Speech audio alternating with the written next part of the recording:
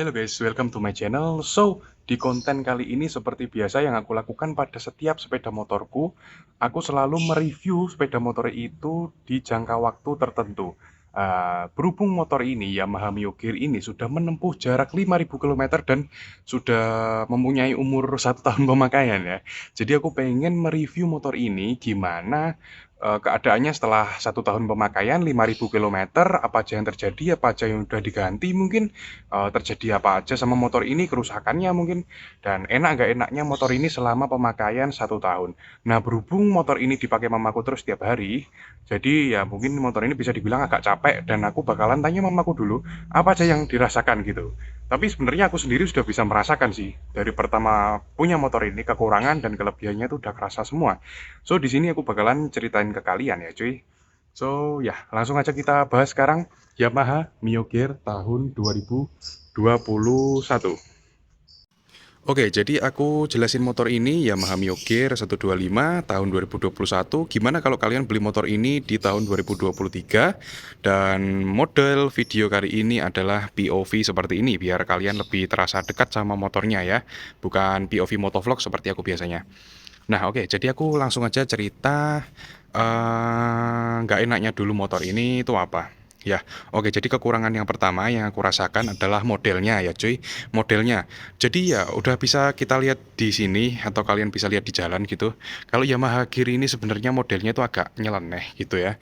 Jadi dibilang aneh enggak, cuma emang agak lain gitu. Ya, memang nggak semua orang suka sama modelnya ini. Kalau mungkin kita bandingkan dengan rivalnya seperti Honda Beat, ya jelas ini modelnya jauh ya cuy. Lebih ganteng Honda Beat kemana-mana gitu, lebih sporty lah. Tipe-tipe orang Indonesia banget. Kalau motor ini tuh aku bilangnya desainnya itu agak pengen ke Eropa-Eropaan gitu. Jadi lebih membulat, rounded gitu ya kan. Tapi dia memang nggak menghilangkan sisi sporty, di mana market Indonesia mencari kesan sporty seperti itu. Jadi di depan ini kita bisa lihat tampangnya sporty banget. Nah, tapi entah kenapa aku malah bilang depannya ini mirip kecoa gitu. Mirip mukanya kecoa ya kan. Ya gitulah. Ini sorry banget videonya agak backlight ya. Jadi entah kenapa eh, mukanya ini kayak kecoa gitu ya kan. Matanya 3 pula gitu. Nah, jadi itu sih yang paling aku rasakan pertama adalah di model gitu. Jadi agak aneh, tapi kalau kita sudah terbiasa ya sebenarnya it's okay, nggak jadi masalah besar banget. So, itu adalah kekurangan pertama tadi. Untuk kekurangan yang kedua guys, yang aku rasakan di motor ini adalah suara mesin yang kasar, tetapi mesinnya halus. Ya, jadi itu berbeda ya. Jika ada yang bilang mesinnya kasar gitu, ya kalian tanya dulu yang kasar apanya, suaranya atau getarannya mungkin gitu. Kalau motor ini getarannya waktu idle atau waktu langsam itu memang getarannya terasa ya. Dari zaman Yamaha Mio Karbu itu udah getarannya kerasa banget gitu di tangan. Nah, motor ini juga masih sama, getarannya waktu langsam itu tidak bisa sehalus motor-motor Honda. Tapi kalau motor ini sudah jalan, itu tidak ada getaran-getaran seperti itu. Rasanya halus banget mesinnya, sangat smooth lah gitu. Nggak ada gerdek juga di CVT, aman jadinya cuy. Cuma suaranya memang lebih kasar daripada suara Honda. Kalau suara Honda itu biasanya kasarnya ada di bagian lain, misalnya standar samping yang oblak, standar tengah yang oblak, atau ada bodi-bodi yang nggak seret. Nah, motor-motor Honda tuh bunyinya dari situ, tapi untuk mesinnya halus banget. Kalau motor Yamaha itu bodi-bodinya rapet, oh standar-standar semuanya rapat semua. Cuma mesinnya yang berisik gitu ya kan, ini kita dengerin ya.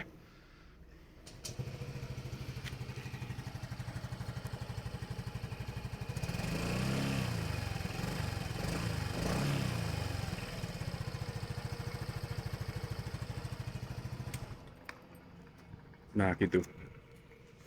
Memang kalau di standar tengah gini nggak terlalu kedengeran ya. Tapi waktu kita bawa jalan itu bener-bener kerasa bunyi kayak kletek-kletek-kletek gitulah. Ya itu aku juga nggak tahu dia bunyinya dari mana. Mungkin dari klep, dari rantai keteng. Ya aku kurang paham juga. Mungkin kalau ada kalian yang tahu silahkan komen di bawah. Jadi itu adalah kekurangan yang kedua tadi ya. Suara mesin yang kasar lah bisa dibilang seperti itu. Kalau rasa bawahnya sih halus banget. Halus banget. Nah, jadi seperti itu ya guys. Untuk kekurangan yang kedua, Tadi seperti itu. Sekarang kekurangan yang ketiga. Nah, ini baru aku rasakan yang paling lumayan menjengkelkan lah guys, yaitu ada di fitting lampu yang sering copot kalau kita ganti variasi. Kalau standar oke lah, memang nggak macam-macam, nggak neko-neko ya. Ya entah ada yang copot atau enggak. Jadi ini nih. Nah, kemarin lampu senja ini aku ganti LED. Nah, tapi LED-nya putus. Lalu aku ngide ganti lampu senjanya ini pakai bohlam dari lampu sen. Berhubung lampu sen ini udah aku ganti lampu sen Dajjal yang super terang itu ya guys ya. Jadi aku lampu sen orinya aku pindah ke sini. Tapi malah copot di sini ya kan, waktu di jalan kena guncangan, fittingnya mungkin nggak rapet, jadi copot di sini. Dan ini harus bongkar si lampunya ini, dan bongkarnya lumayan sulit, nggak bisa kayak Honda Beat yang langsung sacet-sacet.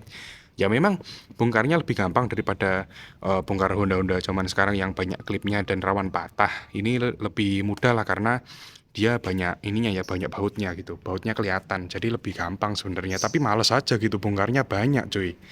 Nah, jadi itu kekurangannya lagi. Dan yang paling sering copot adalah lampu sen belakang. Yang sebelah sini itu lumayan sering copot lah guys. Ini sorry banget agak ngeblur. Nah, lampu sen yang sini tuh sering copot. Jadi ya begitu, agak bahaya emang di jalan tiba-tiba copot, lah nggak ada lampu sennya gitu kan. Terus kemarin waktu aku pasang lampu speedo ini juga, dia itu susah banget buat nyala yang bener gitu. Dia agak redup karena fittingnya nggak rapat. Jadi terpaksa harus aku ganjel pakai isolasi si fittingnya itu agar lampunya mau menyala dengan sempurna. Itu sih yang aku rasakan di bagian lampu-lampu ya, kekurangannya di fitting lah. Fittingnya kurang bagus. Oke, dan sekarang kita kekurangan yang kelima ya guys ya. Kekurangan yang kelima di Yamaha Mio Gear ini. Jadi kekurangan ini itu bisa dibilang menjadi salah satu kebiasaan Yamaha ya dalam membuat shock breaker depan. Nah, shock breaker depan motor ini tuh empuk sebenarnya guys. Cuman dia mainnya tuh terlalu pendek gitu. Jadi ya shocknya cuma segitu aja loh, lihat. Ini aja waktu di standar tengah dia cuma segini gitu, udah kayak di downsize gitu ya kan shock breakernya. Gimana kalau udah diturunin shock breakernya, gimana kalau udah standar tengah dinaikin terus dipakai jalan gitu, dia bakal mainnya dikit banget tuh, kayak segini banget gitu guys ya. Jadi dia kalau kena guncangan, kita bisa bilang kayak tambalan aspal, sekalipun tambalan aspal yang agak tinggi, dia bakalan mentok gitu, jeduk, dan di tangan tuh rasanya capek guys. Nah, itu tadi kekurangan yang kelima yang menurut aku paling mengganggu dari semua kekurangan di motor ini sih. Jadi shock breaker depannya yang mainnya terlalu pendek. Untuk shock breaker belakangku ndak ada komplain sih karena rasanya enak gitu. Ya pas lah gitu, nggak keras, nggak empuk gitu. Ya stabil juga, cuma yang disayangkan yaitu tadi shock depan yang terlalu empuk dan mainnya terlalu sedikit. Jadi sering mentok dan membuat tangan rasanya nggak enak. Ya gampang pegel dan gampang sakit juga di tangan karena hentakan jalan yang terlalu terasa. Nah guys, jika tadi kita sudah bahas tentang kekurangan-kekurangan motor ini, bahkan sampai 5 kekurangan, kita kali ini akan bahas tentang kelebihan di motor ini pastinya. Nah, oke, kita langsung bahas aja ya. Kelebihan motor ini sebenarnya apa sih gitu? Kenapa kita harus beli motor ini gitu ya kan? Alasannya apa gitu? Agar kita bisa tertarik di motor ini. Yang pertama, posisi riding guys. Ya, posisi riding di motor ini tuh enak banget, nggak bikin capek untuk dipakai agak lama ya. Dan karena dia joknya juga lumayan empuk, ya memang nggak empuk seperti jok Yamaha zaman dulu atau jok Yamaha NMAX misalnya, kayak gitu nggak seempuk itu memang. Tapi ini lebih empuk daripada jok motor Honda. Di sini nggak apa-apa aku sebut merek dan banding-bandingkan. Ya kalian mau komentar aku sales Yamaha atau apalah silahkan ya, aku nggak ngurus. Karena emang aku di sini niatnya nge-review gitu ya kan. Nah, jadi yang pertama itu tadi, posisi riding motor ini enak. Jika kalian setuju, silahkan komen di bawah. Mungkin ada sharing juga pengalaman kalian pakai motor ini. Dipakai touring misalnya. Apakah benar-benar enak? Karena aku nggak pernah pakai motor ini lebih jauh daripada 10 kilo dan 15-20 kilo. Jadi ya itu udah termasuk jauh sih sebenarnya, dan udah termasuk keadaan yang harusnya capek gitu. Tapi ketika aku pakai motor ini nggak terlalu terasa capek. Khususnya di tangan ya.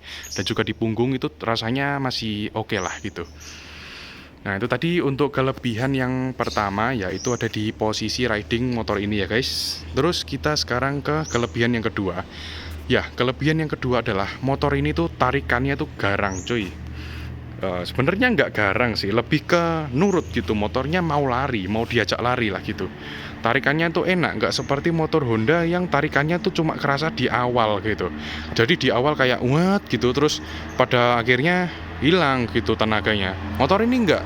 Motor ini tuh menyalurkan tenaga dengan sangat halus sekali, dari CVT-nya juga mungkin ya itu pengaruhnya. Racikan CVT standar dari motor ini tuh enak banget, cocok buat kalian yang pengen motor alusan, pengen motor yang bisa diajak pelan santai, bisa diajak lari-lari juga gitu. Jadi emang motor ini pas banget gitu, racikannya kayak wah no comment lah guys pokoknya. Ya itu, kalau kalian pengen tarikannya diubah-ubah ya tinggal mainin CVT-nya aja cukup lah gitu, nggak usah main-main yang lain-lain. Motor ini udah more than enough buat daily. Nah, itu tadi adalah kelebihan yang kedua, yaitu di bagian tenaga mesin ya. Motor ini enak banget. Untuk kelebihan yang ketiga sekarang ya guys ya. Nah, sekarang untuk kelebihan yang ketiga ya guys ya. Di sini kelebihan yang sebenarnya yang simpel aja sih ya, karena motor ini masih jarang di jalan gitu, yang make masih sedikit gitu ya. Meskipun penjualannya naik terus dan di jalan mulai banyak, tapi nggak sebanyak kalian kalau pakai Honda Beat gitu. Kalian selalu ketemu orang di jalan. Tenang aja guys, di sini aku juga memakai Honda Beat setiap hari. Jadi ya jangan bilang aku sales Yamaha gitu ya kan. Aku di sini cuma mereview barang yang ada di aku gitu ya kan. Apa yang bagus, apa yang nggak bagus, apa yang perlu diperhatikan gitu ya kan. Jadi untuk kelebihan kayaknya cuma itu aja ya. Itu tadi udah mewakili semuanya sih kalau aku bilang. Terus bagasi motor ini juga oke sih. Di sini ada penyimpanan yang cukup besar. Di sini muat Tupperware yang ukuran 1 liter itu 800 mili. Di sini juga ada charger, tapi kalian harus nambah adaptor lagi.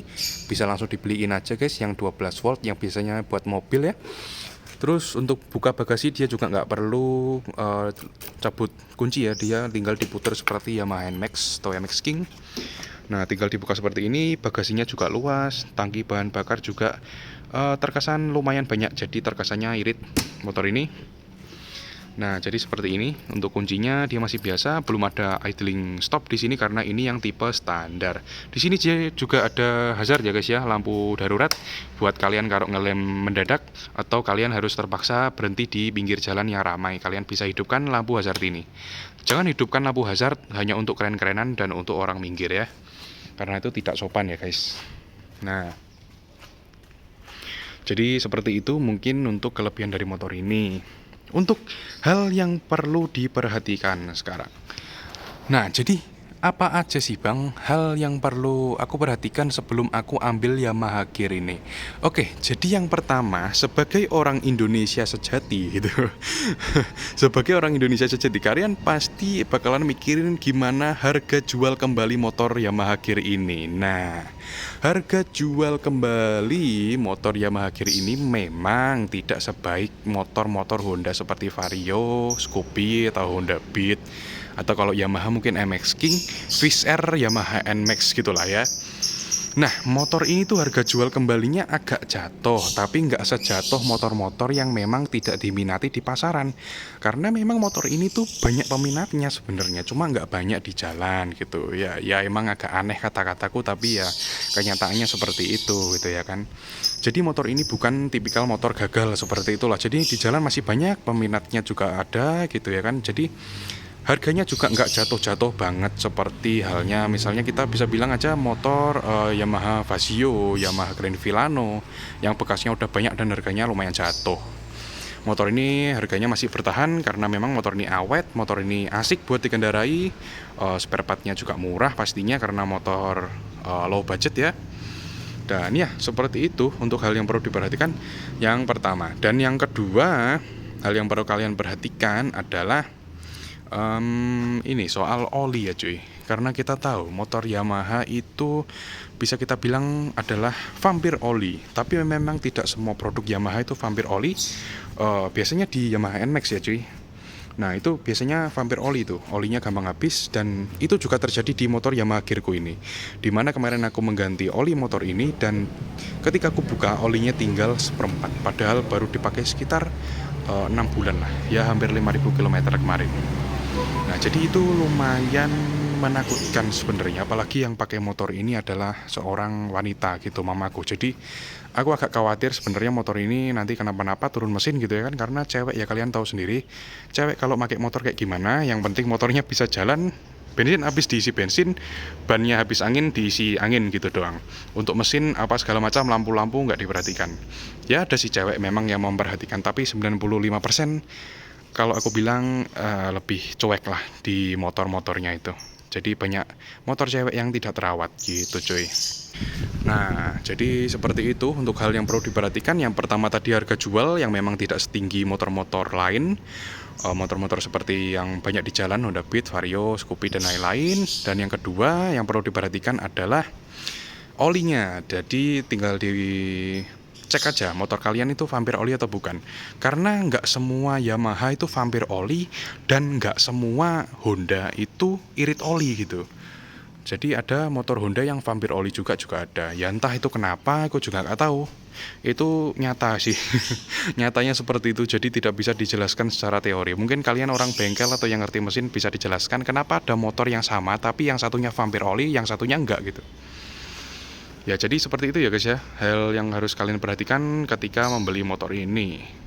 Untuk rangka aman cuy, karena rangkanya bukan rangka yang itu, yang ya, rangka insaf gitu ya. Jadi kalian gak usah khawatir membeli motor ini bakalan terlipat-lipat motornya. Oke, so kontenku kali ini segitu aja. Maaf kalau mungkin kata-katanya terlalu bertele-tele, kurang simple dan gimana, tolong dimaafkan ya guys ya, karena di sini aku masih pemula. So makasih guys buat kalian yang sudah menonton video ini, and until next time guys, bye bye.